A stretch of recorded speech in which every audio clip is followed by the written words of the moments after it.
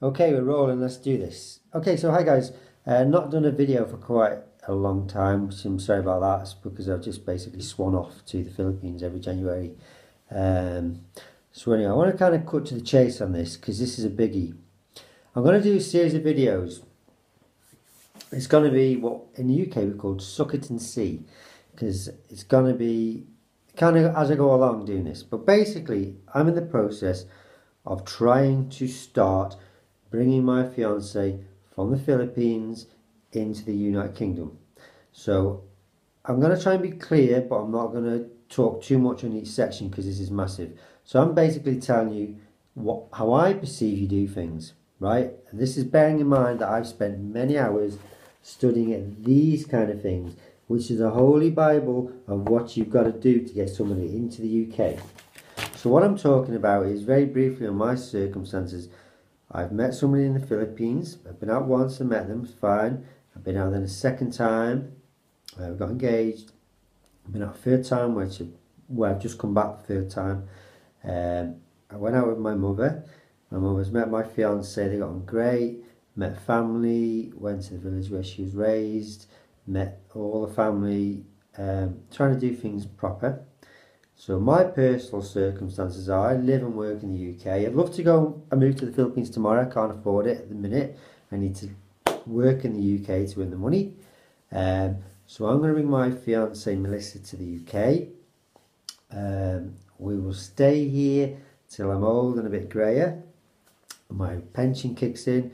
Then we will retire in the Philippines because we'll be more financially okay. I'll have a pension then. So, cutting to the chase. I'm here, UK. She's in the Philippines. I need to bring her here. What do you need to do? So, I'm going to say the words my understanding a lot in this video because this is my understanding and my interpretation of spending many hours reading things like these. And these are basically the instructions of what you've got to do. So each video I'm going to do over the next however many months, it's going to be each stage as I learn and as I grow. But this video is going to be a very, very brief overview. So I just want to start this off by very, very quickly telling you what my understanding is of the entire process of bringing your fiancé from the Philippines to the UK, staying here, getting married, and finally her having citizenship, from my understanding. Alright, so bear with me. Okay, let's do it. Right, so you've met one another, you've been out there, right? Hold that thought. While you're going out and seeing one another, keep things like boarding passes, tickets, anything you bought in a restaurant with a till receipt that says your name, date and time. Use your credit card, keep it. You need it because evidence is key here. You need to evidence your relationship, but just shelve that for a minute. I'm going to come back to that. So, right, stage one. The visa you're probably most likely going to apply for has loads of different names. It's called the fiancé visa. It's not called the fiancé visa. That's the old term. It's actually called something like the Settlement Proposed Civil Partnership Visa. Basically, it's a visa that allows your fiancé to come to the UK to get married. The idea being is you've got 6 months to get married. When you get married at 6 months, you show them your marriage certificate that you're married, then that allows you to stay for 30 months. Now 30 months is half of 3 years, yeah? So 30 months, sorry, half of 5 years, 30 months is half of 5 years because the visa you're applying for is a 5-year process. So what happens is you get married in 6 months, she can stay for 30 months. At 30 months you then apply for leave to remain that lets you stay for another 30 months, which is your 5 years. 30 plus 30, 60 months equals 5 years. At the end of 5 years, you apply for indefinite leave to remain, and then she can do a life in the UK test, which basically means she can become a British citizen, right? So it's quite a big thing. You're looking at various things. So in your mind, you've got to think, I need to get my wife here. So you're trying to get entry clearance, which is just that. It is clearance to enter the UK. Entry clearance. Then once you've got her here, you get married. You prove you get married. Halfway point at the 5-year time, You then apply for leave to remain, which is leave me alone, I want to remain. And then at the end of 5 years, you go for indefinite leave to remain, which is I want to stay here forever. Again, this is my understanding, which I'm going to use a lot in this video. Right, so you have to think if you're here, the goal is here, and you've got stepping stones you've got to take, and this is how I'm dealing with it. So your first mission you want to do is get hold of entry clearance. That is a visa that allows you to come in to the UK. So you've got it here. You've got your fiance here, which, believe me, at this moment in time is the goal. It's the key thing you want. So you've got to think, well, how do I get entry clearance? What steps do I need to do to get my fiance here in the UK? So I'm going to go through that first. So bear with me. Okay, go. So step one is she needs to do an English test, and it is called the Life Skills A1 test. Don't get confused with Life in the UK test. That's at the end. Life Skills A1 test. And you've got to do that through a company called IELTS. IELTS. British Council, IELTS. So you go on their website, and for us, our life skills test, or Melissa's life skills test, is actually next week. We booked it and we paid for it. And that's been done at Pasig City, Marco Polo in Manila.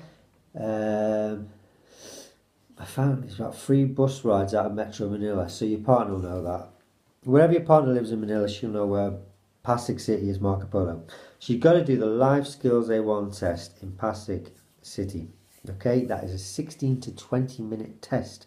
It costs £156 by the time it hits your bank account. I actually paid for it via PayPal, actually, which was fine. Roughly 10,000 pesos, but it was £156. That's what I paid. So what she got to do in that test? She basically turns up with a passport. You pre-booked it, and they'll ask questions like, what is your name? Spell your name. What is your date of birth? Spell the month of your date of birth. Like spell January, whatever. Then she'll listen to an audio transcript of 2 people having a conversation. And then the examiner might say, okay, John in the transcript said he was going somewhere. Where's he going? Question. Answer would be, John is going to the market. So the question might be, well, what's John going to the market for? Answer might be, John is going to buy his shopping. And then it might be, Julie was also in the transcript. Where does Julie live? Julie said she lived in London. It's these kind of questions. It's basically 20 minutes of this. If your girlfriend can speak pretty good English, there's a high chance you'll be okay and she'll probably pass it. If she can't pass it and you fail a test, you can't apply for that visa. You've got to pass it. So this is what I mean about zoning out one particular thing. You've got to pass the Life Skills A1 test. Side note, it's called the A1 test because later on when you're at the 30-month part, you've got to apply for the B1 test. You've got to do the B1 test, but we'll worry about that when I'm doing it. So okay, so you've gone in, you've had a relationship, you've met one another, you've fallen in love, you want to have a relationship, you're going down the road, she needs to come here. Step 1, Life Skills A1 test. You've done it, you passed it. Great. Right, next step. Next step. You need a tuberculosis test. It's Makati City. Everyone knows where Makati is. She'll know where Makati is. 3,200 pesos. You pay cash on the day, I believe. I don't know because I haven't done it yet, but that's what I've researched. 3,200 pesos, transfers at about £53. It's not bad. So my understanding is you do the TB test. Now I don't know if that's a chest x-ray scan or some sort of a test, but you'll get, like the Life Skills A1 test, you'll have some sort of reference number to prove that you've done that. You know, so eventually the visa guy who's making that decision on your visa will look and go, okay, done the Life Skills A1 test, tick. Got a TB scan, tick. Okay, so you've done the £3,200 peso tuberculosis test. That's all clear. Right, so far you've done 2 steps. Okay, so next step. I'll pause this so I can have a drink. Right, the next step is the evidence gathering time. And this is what I mean when I said at the start of the video about keeping all types of things evidential. What you've got to do as a guy, you've got to prove, or as a couple, you've got to prove different things. I'm reading off notes here. You've got to prove your finances. The guy in the UK has got to be earning over 18,600 gross. That's before tax. It's not what you take home, that's before tax, 18,600. If there's a dependent, i.e. fiance and little baby or child, it's more. I think it's something like 2,200. It's in this. But for I don't have a kid. So for me, I'm thinking 18,600, which is fine, I do that. But you've got to prove that. You've got to prove intention you're going to get married. You've got to prove you're in a genuine relationship. And you've got to prove that you're living together. So you've got to think about how you're going to do all this stuff. How are you going to prove this? So for things like the money, you prove it with like bank statements. Must be original, by the way. They don't accept copies. And a corresponding wage slip. So they're basically, the immigration guy's going to go, wage slip, he said he's in that, bank statement, money's gone in his bank. Yeah, that's cool. 6 months worth. Then it's going to be things like letters from your employer, what job you do, how much money you're on, how long you've lived there. Then it's going to be things like letter from your bank, original letter, how long you bank with them, what's your general income, you know, that kind of stuff. You have to prove all these various factors. You have to prove that you've been to the Philippines. You have to send your original passport to the Philippines, to the fiancé, because she needs to submit that so he can see your original passport and see the stamp that you came to the Philippines. In my case, I came 3 times. Boarding passes, luggage tags, anything that proves you've been to the Philippines, spent time together. Maybe a till receipt for a restaurant where you bought a meal on a credit card, where you got your name on, date and time, things like that. I've got a whole list of stuff. Email correspondence between you both. Without going into too much detail, you've got to prove your finances, prove your intention to marry, prove your intention to live together, and prove your relationship. The guy or the girl who's going to sit there and pass judgment on whether they're going to give you a visa or not needs to feel that he's got suitable evidence to believe you. He believes your relationship is true. Now, although my fiance will go, but we love each other, darling, that's all that matters. Yeah, and no. You've got to prove that, yeah? So the evidence gathering is a big thing. So far you've done life skills A1 test, you've done the tuberculosis test, and you've had your evidence gathering time where you've mailed stuff to the fiancée and she's building up the portfolio of evidence. Right, okay, so the next step now is this is where you're going to log on to Visa for the UK website. This is where you're going to apply for the visa.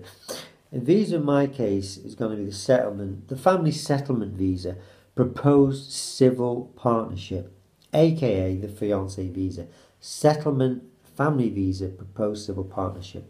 And it's basically an online form that you fill in, your partner's details, passport number, date of birth, where you live, your national insurance number, if you live in the UK obviously, that you're going to have that. You're going to fill in, it's like an online form, it's not hugely hard to do. But you also have to, I believe, download a form which is a VAF4A. A VAF4A is a financial form. That financial form asks you questions about where do you work, how much money do you earn, what was your gross income, yada yada yada yada yada, where do you live. So you're going to have, basically, you're filling in forms. At the time you're filling in forms to submit an application. Once you submit that application, that has a cost of about, at the minute, £1,195. So probably, about now, you've probably spent close on £1,500 when you add it all up so far. So that's £1,195, I believe. So again, this visa allows your partner to come to the UK for 6 months to marry. Once you are married, she can stay for 30 months, which is half of the 5-year process. You've got to think 5 years in your head. Okay, next step. at that stage is you have to pay an NHS surcharge. So everyone in the UK knows what NHS is. Somebody who's watching this from the Philippines will go, well, what's NHS? NHS is our hospitals, is where we go to get treated. All our hospitals all around the UK are basically NHS hospitals. So you have to pay an NHS surcharge, which is basically an insurance. It's £200 a year for the 5 years. So 5 times 200 is £1,000, yeah? Now when you apply for the visa, which I just mentioned, you don't pay the £1,000 all at once. You pay 3 years. So you pay £600, yeah? Because you only pay £600 because you pay the final 2 years, the final £400 later on when you're applying for leave to remain 30 months later. But you've got to kind of rein your brain in to you're applying for the visa. They then ask you to pay the surcharge, asking you to pay for 3 years, which is £600. So then your visa goes for a decision, in the sense that you're going to have someone in an office start looking at the information. Then your fiance is going to be called in for an appointment, again, to my understanding. Right, so I'll come back to that. Here's a cup again. So she's called in for an appointment. Now, what I understand has to happen is she's interviewed. So she sits there, there's 2 representatives, there's a camera who videos her, she's answering questions. So she's asked a few questions, she looks into a camera, she has her fingerprints taken, various things like that. I'm not entirely sure of the exact details, but again I'm going to find out soon enough because we're going down that road.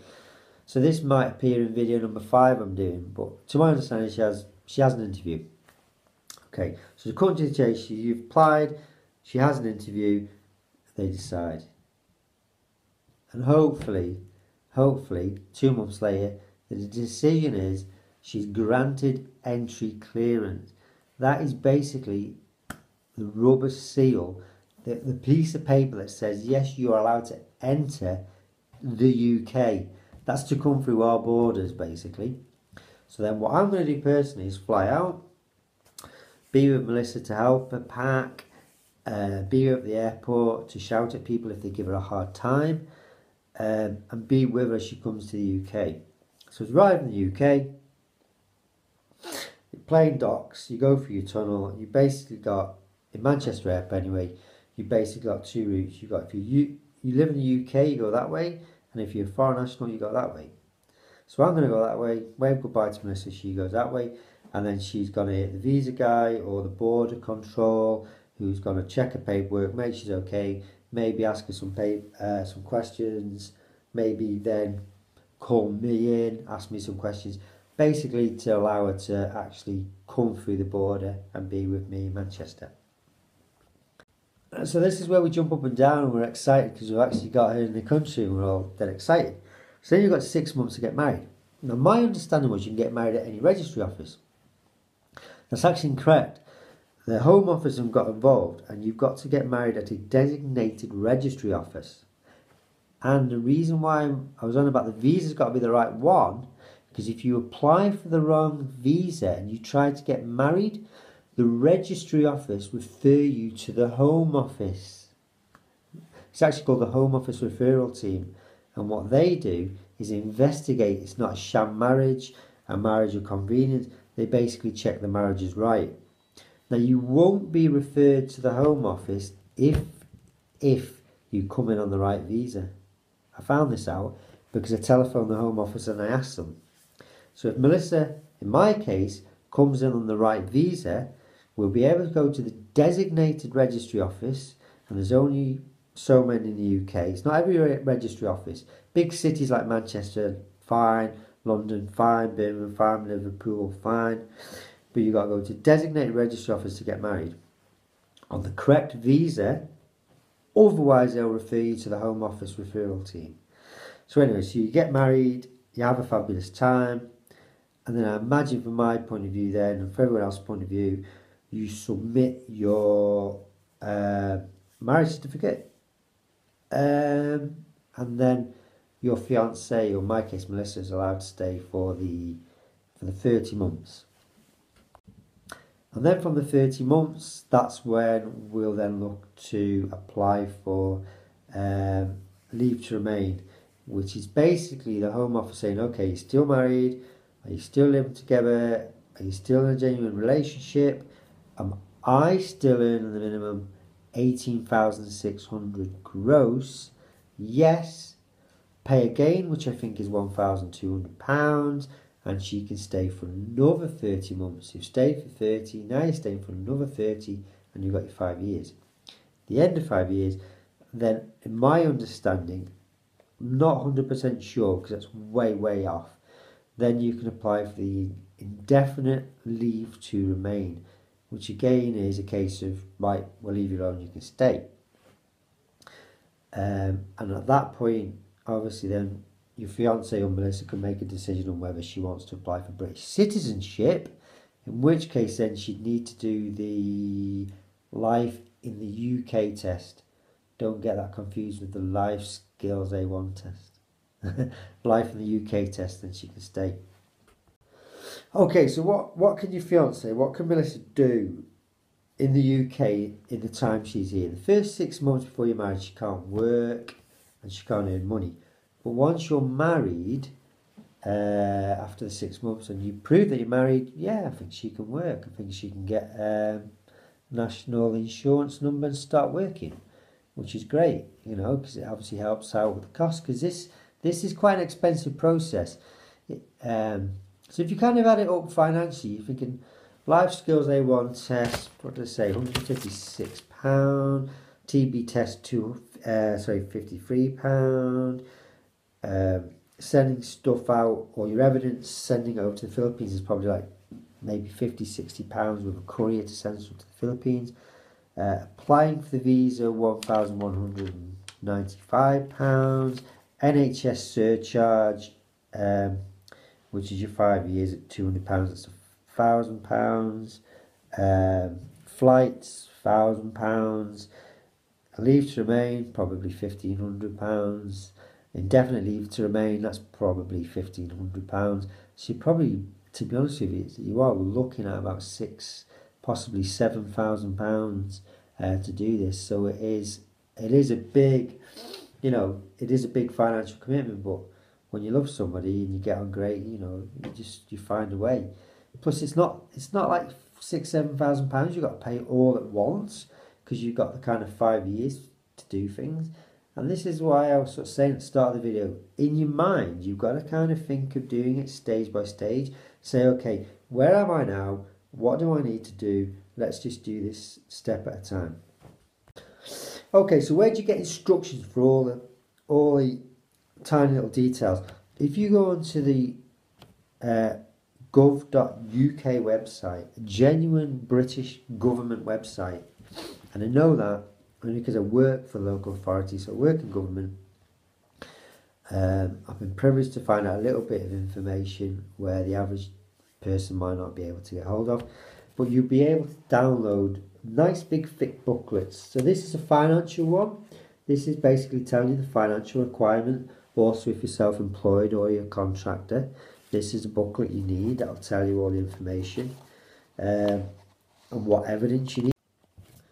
Okay guys, sorry about that, my memory just got full. I had to delete some videos. So yeah, like I say, if you go into the gov.uk website, you can get all these nice big booklets that'll tell you everything you need to do and tell you what you need to evidence and how you need to evidence.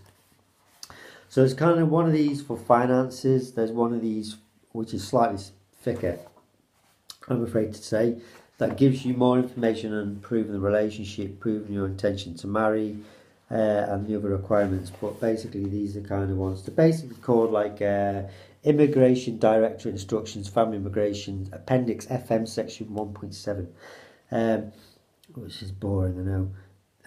Another point I want to mention is, at this stage, is you get a lot of agencies saying, we'll do it for you, £2,000, our costs, £2,000, we'll do it for you.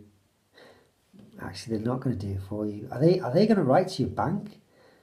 Are they going to get your wage slips? No, they're not. All they're going to do is tell you what to do. They're not actually going to do it for you. And this had a bit of a debate with a friend. He said, "Oh, I'll just go get an agency to do it." Yeah, but are they?